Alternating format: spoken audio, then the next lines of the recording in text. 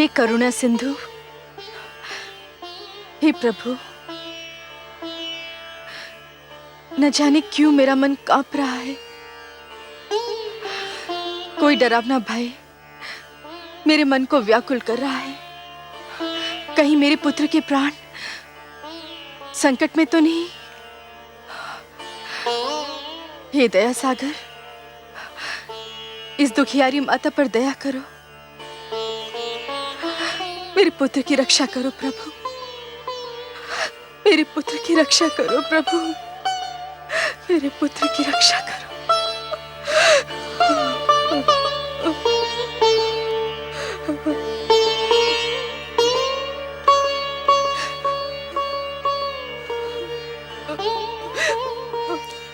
मेरे पाप का दंड मेरे पुत्र को न देना परमेश्वर। उसे कुछ हो गया तो मैं जीते जी मर जाऊंगा।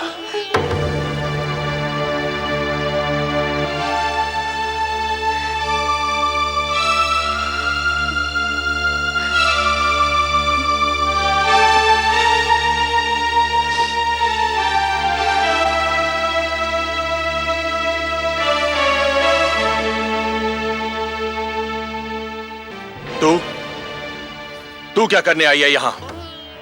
इसकी ममता के संसार में आग लगाकर उसके चलने का दृश्य देखने आई है?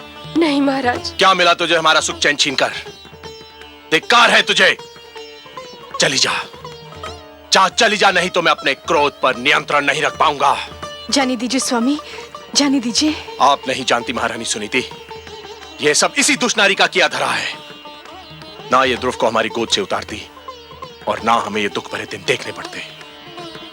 मैं कहता हूं चली जा, चली जा यहां से, कहीं मेरे हाथों से तेरी हत्या ना हो जाए। ऐसा मत कहिए स्वामी। सुरुचि को दोष देकर हम केवल अपने मन को बहला सकते हैं। ये तो नियति का खेल है। भाग्य में पुत्र वियोग लिखा था, सुमिल कर रहा। इसमें सुरुचि क्या करती? मैं नहीं मानता। भूल हम करते हैं और दोष हम भाग्य को देते हैं। ध्रुव सदैव इसकी आंखों में कांटे की तरह खड़कता रहा। इसी के कारण हमारा पुत्र राजमहल छोड़कर चला गया। मैं जानता हूं इसे। ये बड़ी अभिमानी है, बड़ी निर्दयी है ये। इसकी महत्वाकांक्षाओं का भी कोई अंत नहीं और इसे किसी के दुख का भी कोई ध्यान नहीं।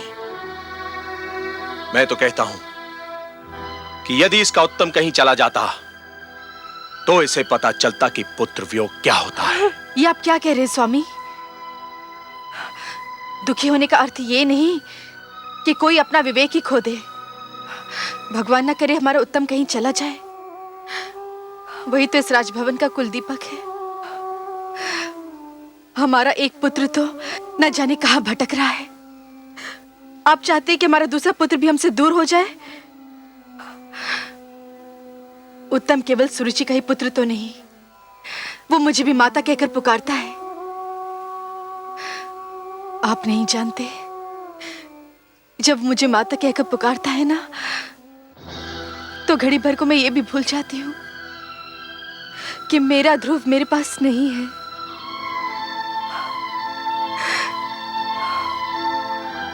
उत्तम के लिए कोई भी शब्द आप अपने मुंह से मत निकालिएगा। सुना तुमने सुरुचि? सुनी तुमने इस दुखियारी मां की बातें? ऐसी होती है ममता, इसे कहते हैं माता। तुमने इसके पुत्र के विरुद्ध क्या कुछ नहीं किया, पर यह तुम्हारे पुत्र के विरुद्ध कुछ भी बुरा सुनने को तैयार नहीं है। तुम इसे दुख देकर कितनी प्रसन्न थी, और ये तो इस विचार से दुखी है कि कहीं तुम्हें कोई दुख ना पहुंचे। कितनी महान है ये, और तुम कितनी छोटी हो तुम। धिक्कार है तुम्हें सुरुचि, धिक्कार है तुम्हें। अग्निदेव, अग्निदेव, कहां हैं आप? अग्निदेव, अग्निदेव, शीघ्र आइए। मेरी योग्य सेवा देवेंद्र। रक्षिता का अभियान विफल हो गया। उस ढीठ बालक ध्रुव ने मंत्र का जाप नहीं बंद किया। उसकी तपस्या में कोई विघ्न नहीं आया। तो फिर अब आप क्या चाहते हैं देवराज? अब आप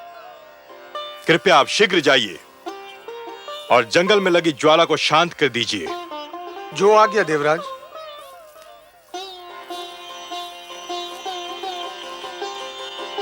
नारायण नारायण। ओम नमो भगवते वासुदेवाय। ओम नमो भगवते वासुदेवाय। ओम नमो भगवते वासुदेवाय। ओम नमो भगवते वासुदेवाय। ओम नमो भगवते वासुदेवाय। ओम नमो भगवते वासुदेवाय। ओम नमो भगवते वासुदेवाय। ओम नमो भगवते वासुदेवाय। ओम नमो भगवते वासुदेवाय। ओम नमो भगवते वासुदेवाय। ओम नमो भगवते वासुदेवाय। ओम नमो भगवते वासुदेवाय। ओम नमो भगवते वासुदेवाय। ओम नमो भगवते वासुदेवाय। ओम नमो भगवते वासुदेवाय। ओम नमो भगवते वासुदेवाय। ओम नमो भगवते। ओम नमो भगवते वासुदेवाय।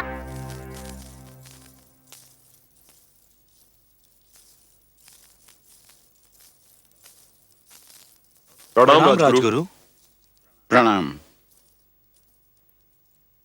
क्या बात है? आप लोगों के मुख देखकर तो ये लग रहा है कि अवश्य कोई अशुभ समाचार है। हाँ राजगुरु, ऐसा लगता है कि स्थिति नियंत्रण के बाहर हुई जा रही है। क्यों? समस्त राज्य में असंतोष फैला हुआ है। असंतोष? पर क्यों? प्रजा पर तो कोई अत्याचार नहीं हुआ है। प्रजा में यह भावना फैल गई है कि राजकुमार ध्रुव के जाने का कारण महारानी सुरुचि है और उनके विरुद्ध बहुत क्रोध फैला हुआ है। यदि प्रजा का यह क्रोध राजभवन की ओर मुड़ गया तो अराजकता फैल जाएगी। केवल आप ही महाराज को यह परामर्श दे सकते हैं कि वे प्रजा की भावना को शांत करने के लिए कोई उपाय करें। नहीं, महाराज इस स्थिति में नहीं कि वो कोई परामर्श दे सकें या ले सकें। पुत्र वियोग ने उन्हें निढाल कर रखा है। उन्हें तो ये सूचना देना भी उचित नहीं कि राज्य में असंतोष फैल रहा है। परंतु अब क्या किया जाए राजगुरु? कहने को तो देश राजा का ही होता है। उस पर राज्य करना, उसे संभालना राजा का कर्तव्य भी है और अधिकार भी। परंतु इन कार्यों को संपूर्ण करने में राजा जिन लोगों की सहायता लेता है वह भी उत्तरदायी होते हैं। रात्रि का अंधकार दूर करने का उत्तरदायित्व केवल चंद्रमा पर नहीं, उन तारों पर भी है जो चंद्रमा की चारों ओर चमकते हैं। यदि प्रजा में असंतोष फैला है तो उसे दूर करने का उत्तरदायित्व मुझ पर और आप पर भी है।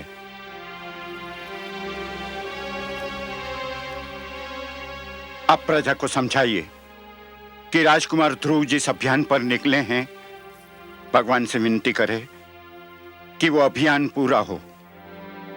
ध्रुव का अभियान पूरा हो गया तो सब कुछ अपने आप ठीक हो जाएगा। जाइए और प्रजा को समझाइए कि राजभवन में बिखरे दुख को अपनी भावनाओं से और बढ़ावा न दे और ध्रुव की रक्षा और इच्छा पूर्ति की प्रार्थना करे। जो आज्ञा राजगुरु।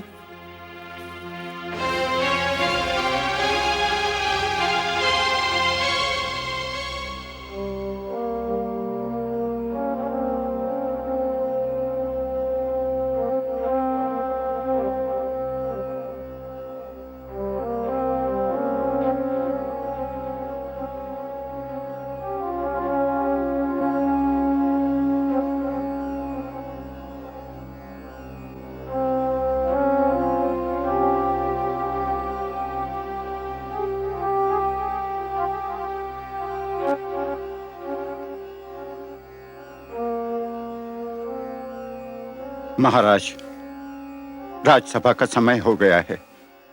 आप यहाँ क्या कर रहे हैं? संसार के दुखों से पीड़ित होकर भगवान के चरणों में शरण ढूंढ रहा हूं राजगुरु। क्षमा कीजिए महाराज, आप भगवान के चरणों में शरण नहीं ढूंढ रहे हैं। आप तो जीवन के कड़वे सत्य से घबराकर पलायन का मार्ग खोज रहे हैं, वास्तविकता से दूर भाग रहे हैं। ये सच है राजगुरु, परंतु जिस जुआरे ने एक ही दाव में अपना सब कुछ हार दिया हो, वो और कर भी क्या सकता है? जीवन युद्ध कीड़ा नहीं है महाराज। ईश्वर ने मानव को जीवन कर्म क्षेत्र के रूप में दिया है। आप इसे कर्म भूमि से पलायन की शरण स्थली बना रहे हैं। मैं हार चुका हूं राजगुरु, मैं हार चुका हूं। मैं इस कर्म क्षेत्र में जीवन का एक महायुद्ध हार चुका हूं। महाराज, किसी राजा का युद्ध हार जाना बड़ी बात नहीं है, पर किसी राजा का साहस हार जाना एक दुर्भाग्यपूर्ण घटना है।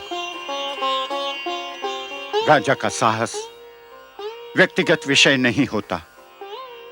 उस साहस के साथ प्रजा की आशाएं और उमंगें जुड़ी होती हैं। उस साहस के साथ प्रजा का भविष्य जुड़ा हुआ होता है। तो फिर मैं क्या करूं राजगुरु, मैं क्या करूं? उठिए और प्रजा के कल्याण की योजनाएं बनाइए। जो अपने परिवार का कल्याण ना कर सका, वो प्रजा का कल्याण क्या करेगा राजगुरु? यही तो आपकी भूल है महाराज। आपने केवल राजभवन की चार दीवारी के भीतर रहने वालों को अपना परिवार समझ लिया है, पर वो प्रजा जो आपकी जय जयकार करती है, वो सैनिक जो आपके एक संकेत पर अपने प्राण न्योछावर करने उठ खड़े होते हैं, क्या वो आपका परिवार नहीं है? राजा का वास्तविक परिवार तो उसकी प्रजा है। प्रजा के दुख पर दृष्टि डालिए, आप अपने दुख भूल जाएंगे। यदि कोई वृक्ष फल न दे सके तो उसकी महत्ता में कुछ कमी आ सकती है, पर यदि कोई वृक्ष छांव ही न दे सके तो उस वृक्ष का महत्व ही नहीं रहता। राजा वो वृक्ष होता है जिसके तले प्रजा को सुख और न्याय की छांव मिलती है। अपनी प्रजा को इस छांव से वंचित न कीजिए महाराज। उठिए, अपना उत्तरदायित्व तो निभाने की सोचिए। मैं प्रयत्न करूंगा राजगुरु, मैं प्रयत्न करूंगा। प्रयत्न नहीं महाराज, साहस कीजिए। महाराज, यदि आपको मेरा परामर्श स्वीकार नहीं है, यदि आपको मेरी बातों पर विश्वास नहीं है, तो मुझे कहने दीजिए कि मैं आपके और राज्यसभा के योग्य नहीं हूं। यहां मेरे लिए कोई स्थान नहीं है। ठहरिए राजगुरु, ठहरिए।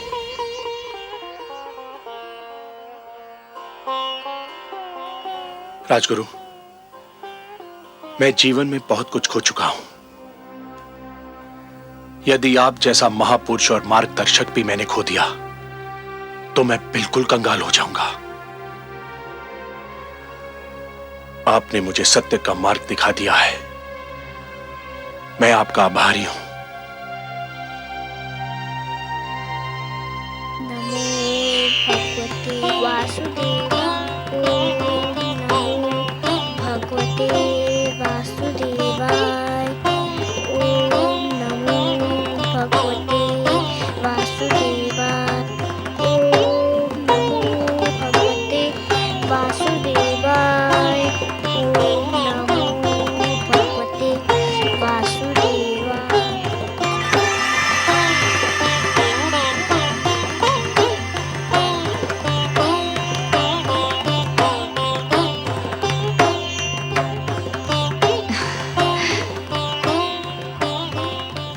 क्या हुआ स्वामी?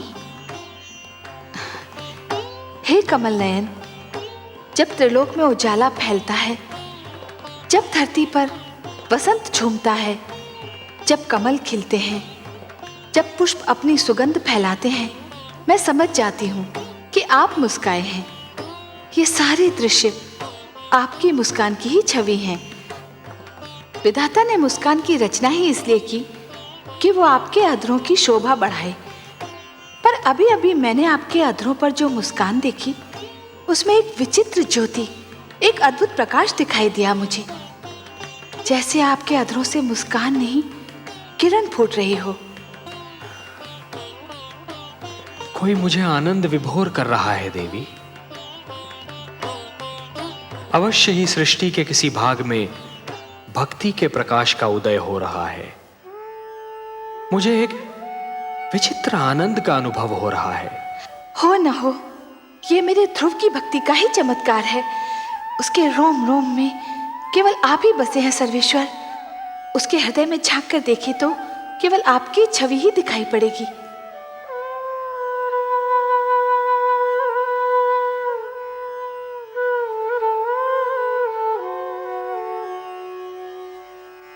ओम नमो भगवते वासुदेवाय। ओम नमो भगवते वासुदेवाय। ओम नमो भगवते वासुदेवाय। ओम नमो भगवते वासुदेवाय। ओम नमो भगवते वासुदेवाय। ओम नमो भगवते वासुदेवाय। ओम नमो भगवते वासुदेवाय। ओम नमो भगवते वासुदेवाय। ओम नमो भगवते वासुदेवाय। गुरुदेव, गुरुदेव, आप कहाँ हैं? नारायण नारायण। क्या है वत्स? मैं यही हूँ तुम्हारे निकट। क्या बात है? मुझे अभी अभी लगा जैसे भगवान विष्णु मेरे मन में आ गए हैं। मुझे लग रहा है जैसे भगवान विष्णु मेरे अंदर विराजमान है। अहो भाग्य, तब तो चमत्कार हो गया पुत्र। तुम्हारी तपस्या ने भगवान विष्णु का मन जीत लिया। मुझे तुम पर गर्व है। तुम धन्य हो पुत्र। तुमने सिद्ध कर दिया कि तुम मेरे शिष्य होने के अधिकारी थे। पर वे मेरे सामने क्यों नहीं आए? उससे क्या अंतर पड़ता है पुत्र? जिसके मन में भगवान विष्णु रम गए हों, उसे और क्या चाहिए? उसका तो जन्म सफल हो गया। तो मेरी बात मानो, मंत्र के जाप को विराम दो, अन्न जल ग्रहण करो और अपने राजमहल लौटने की तैयारी करो। नहीं गुरुदेव, ना मैं मंत्र का जाप छोड़ूंगा, ना कुछ खाऊंगा, ना कुछ पीऊंगा, ना घर जाऊंगा। क्यों? अब और क्या पाने को शेष रह गया है? अभी तो भगवान विष्णु केवल मेरे मन में आए हैं। तो फिर और क्या चाहिए तुम्हें? मैं चाहता हूँ कि भगवान विष्णु मेरे सामने आए। मैं उन्हें देखना चाहता हूँ। किंतु क्यों? मैं उनसे बात करना चाहता हूँ, उनसे कुछ पूछना चाहता हूँ। तुम्हारी मांगे तो बढ़ती जा रही हैं पुत्र, और जैसे जैसे तुम्हारी मांगे बढ़ रही हैं, वैसे वैसे मेरी चिंता बढ़ती जा रही है। क्या पूछना चाहते हो तुम? मैं उनसे पूछना चाहता हूँ कि मुझे मेरे पिताश्री की गोद से क्यों उतारा गया? मुझ पर अन्याय होता देखकर मेरे पिताश्री क्यों चुप रहे? संसार में ऐसा अन्याय क्यों होता है? इसलिए भगवान को मेरे सामने आना ही होगा, नहीं तो मैं यूं ही भूखा प्यासा रहूंगा। सुनो पुत्र, तुम भाग्यशाली हो कि तुम्हें इतना कुछ मिल गया। भगवान विष्णु को प्रसन्न करके उनका मन जीतने वाले तुम पहले सबसे छोटी आयु के बालक हो। अब और हठ न करो। भगवान विष्णु तुम्हारे मन में रम गए हैं तो समझो तुमको मिल ही गए। नहीं गुरुदेव, मैं उनको अपने सामने लाकर ही रहूंगा। उसके लिए जो करना पड़ेगा पुत्र, वो तुमसे नहीं होगा। आप बताइए तो सही। मैं अपने भगवान को देखने के लिए कुछ भी कर सकता हूँ। परंतु उससे तुम्हारे प्राणों पर भी संकट आ सकता है पुत्र। मुझे अपने प्राणों की चिंता नहीं है, मुझे तो बस भगवान विष्णु को देखना है। आप बताइए मुझे क्या करना होगा? नारायण नारायण, न जाने कैसे हठी बालक से पाला पड़ा है। अब इसके बाल हट का मैं क्या करूं? मुझे बताइए ना मुझे क्या करना है। नहीं पुत्र, तुम नहीं कर पाओगे, बहुत कठिन कार्य है। मैं कर लूंगा, आप बताइए तो सही। अच्छा तो सुनो, यदि तुम अपनी इच्छा की पूर्ति चाहते हो तो तुम्हें अपनी श्वास को रोकना होगा। कैसे?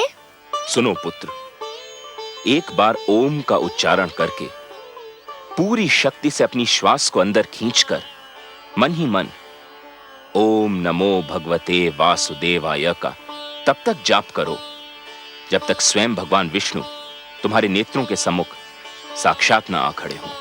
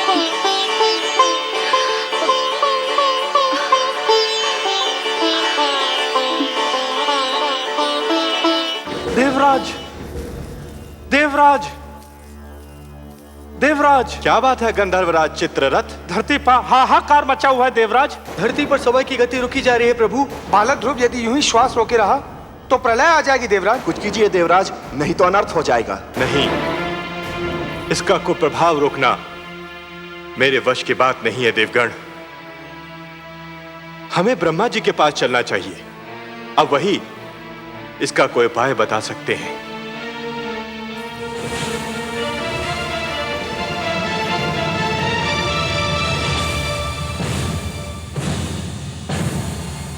त्राहिमाम, त्राहिमाम, त्राहिमाम, त्राहिमाम, त्राहिमाम, त्राहिमाम।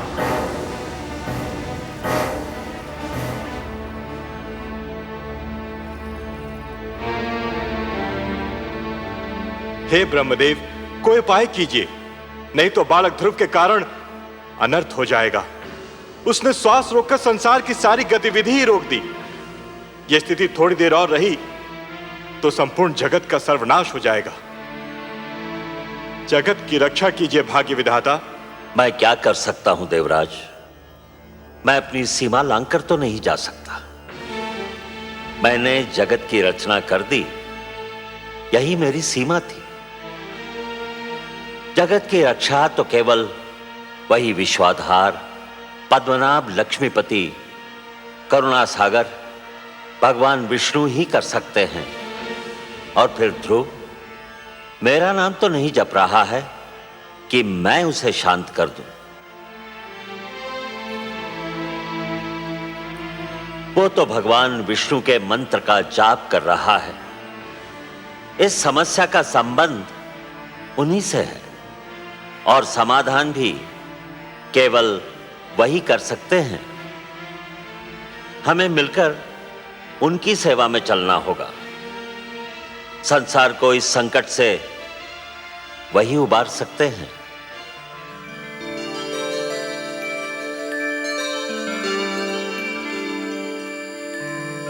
त्राहिमाम, त्राहिमाम, त्राहिमाम, त्राहिमाम। प्रणाम हे नारायण, हे लक्ष्मीपति, हे गोविंद, हे सर्वेश्वर, आपको कोटि कोटि प्रणाम। प्रणाम। हे त्रैलोकीनाथ, सृष्टि की रक्षा कीजिए, नहीं तो आपकी सृष्टि को प्रलय आने से पहले ही एक महाप्रलय नष्ट कर देगी। ध्रुव ने जब से श्वास रोककर द्वादशाक्षर मंत्र का जाप आरंभ किया है, सारे संसार में वायु की गति रुक गई है। प्राणियों के दम घुट रहे हैं प्रभु। ध्रुव को रोकना मेरे वश में नहीं है भगवान। यह कार्य केवल आप ही कर सकते हैं। आप सृष्टि के रक्षक हैं, उसके पालनहार हैं। हम सब विनती करते हैं, आप ही ध्रुव की समस्या का कोई उपाय कीजिए प्रभु। समस्या बहुत गंभीर हो गई है। अब बात केवल एक बालक तक सीमित नहीं रही ब्रह्मा जी, सारी सृष्टि के समक्ष एक संकट खड़ा हो गया है। अब तो हमें जाना ही होगा अपनी सृष्टि की रक्षा के लिए, और फिर किसी और की भांति हमें भी तो ध्रुव के प्राणों की चिंता है।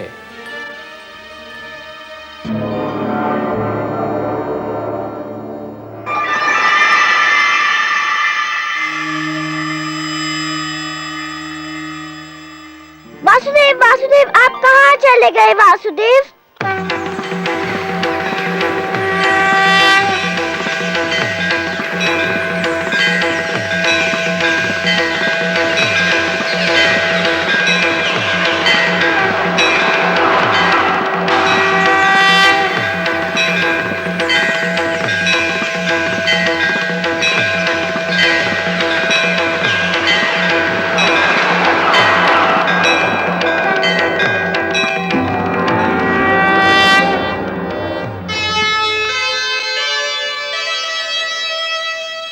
नन्हा सा ध्रुव हो गया, ऐसा भक्त महान, शक्ति दिखाई भक्ति ने, प्रकट हुए भगवान। वासुदेव, मैं कहीं नहीं गया वत्स ध्रुव।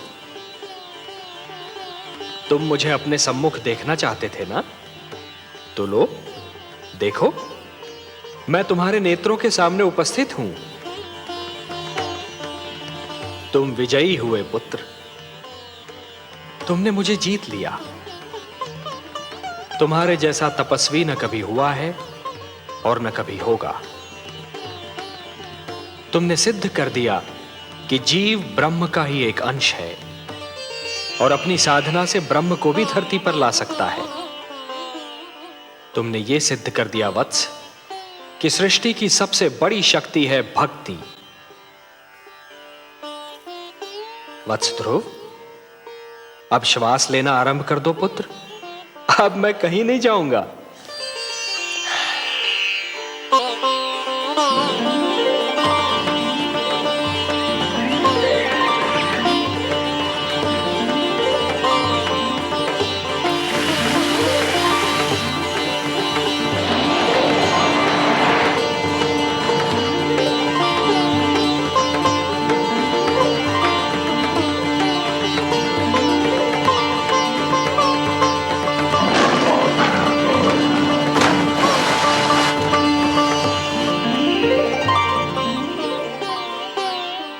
तुम मुझसे मिलना चाहते थे, मैंने तुम्हारी इच्छा पूर्ण कर दी। अब अपने माता पिता के पास लौट जाओ। नहीं भगवान, नहीं, अभी मैं नहीं जाऊंगा। क्यों वत्स? भी तो मुझे आपसे बहुत सी बातें करनी है, बहुत से प्रश्न पूछने हैं। प्रश्न? मुझसे? भला ऐसे कौन से प्रश्न हैं तुम्हारे मन में? मुझे बताइए प्रभु कि मेरी छोटी माता मुझे अपना पुत्र क्यों नहीं मानती? उन्होंने मेरी माताश्री को दासी क्यों कहा? उन्होंने मुझे मेरे पिताश्री के गोद से क्यों उतारा? मेरे पिताश्री ने छोटी माता को रोका क्यों नहीं? बताइए भगवान। अरे अरे अरे अरे अरे, इतने सारे प्रश्न एक साथ? अच्छा ये बताओ कि सबसे पहले तुम किस प्रश्न का उत्तर चाहते हो? मुझे मेरे पिताश्री के गोद से क्यों उतारा गया?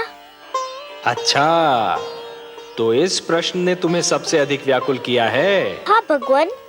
मेरे निकट आओ।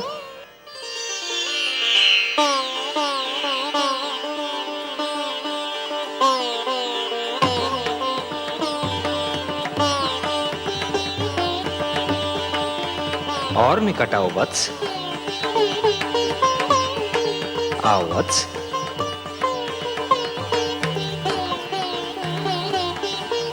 मेरी गोद में बैठ जाओ।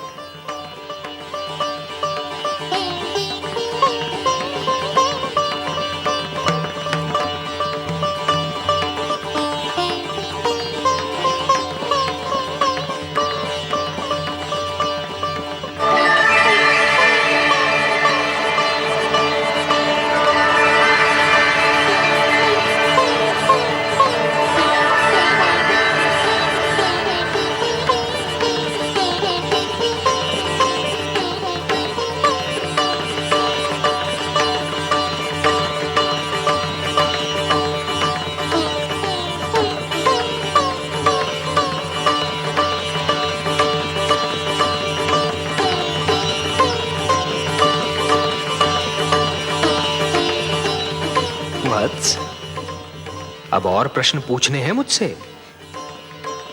कुछ नहीं पूछना प्रभु, अब कुछ नहीं पूछना। अब तो मुझे हर प्रश्न का उत्तर मिल गया है। मेरे चारों ओर ज्ञान का प्रकाश फैला हुआ है। मैं वहाँ हूँ जहाँ केवल मैं हूँ और आप है। अच्छा, वासुदेव। ओम पूर्णमदः पूर्णमिदं पूर्णमुदच्यते पूर्णस्य पूर्णमादाय पूर्णमेवावशिष्यते। अब ना कोई कामना है ना कोई इच्छा। आपकी गोद में आकर लगता है इसके सिवा हर वस्तु तुच्छ है। अब मुझे कुछ भी नहीं चाहिए। मुझे मेरा ठिकाना मिल गया, मेरा घर मिल गया।